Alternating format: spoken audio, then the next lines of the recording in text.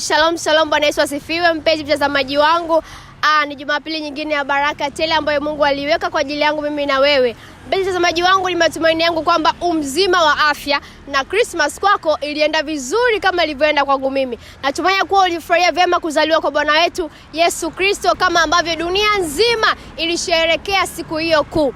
Hivyo basi, mpenzi mtangazaji wangu, kama kawaida ukisikia sauti yako ni mimi Adeli Lucas, mtangazaji wa Bonde la Ishara na Miujiza chini ya mpaka mafuta Bishop Tetemeko. Na leo nimekuja kukupa taarifa njema, taarifa ya kukombolewa kwako. Na taarifa hii ni ya mkesha mkubwa, mkesha wa baraka, mkesha wenye miujiza, mkesha usiosahaulika, mkesha nisiyojua namna ya kuelezea vile jinsi ambavyo Mungu ameuandaa kwa ajili yako wewe ambaye utafika siku hiyo ya mkesha madhabahuni kwetu. Mkesha huu utakuwa ni mkesha wa matokeo, mkesha wa mwaka wa matokeo. Wengi wetu 2025 ulikuwa ni mwaka maybe ni mbaya, wengine tuliumwa, wengine ulipitia changamoto, wengine ulikosa pesa, wengine uliibiwa, wengine ulifanywa matukio mabaya sana, lakini ninakutaarifu ya kwamba 2026 utakuwa ni mwaka wa matokeo. Na matokeo ni chanya, lakini kama utafika kwenye mkesha huu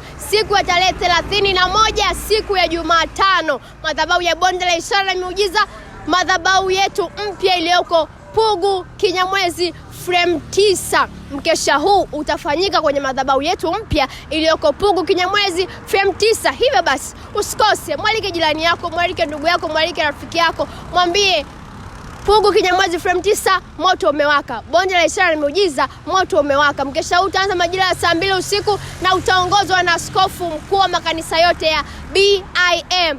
Kama nilivyokuambia mara ya kwanza, usije peke yako, njoo na rafiki yako, njoo na ndugu yako, wote mnakaribishwa. Majira ni saa 2 usiku, siku ni ya Jumatano tarehe 31 ya mwezi huu wa 12. Mkesha ni mwaka wa matokeo.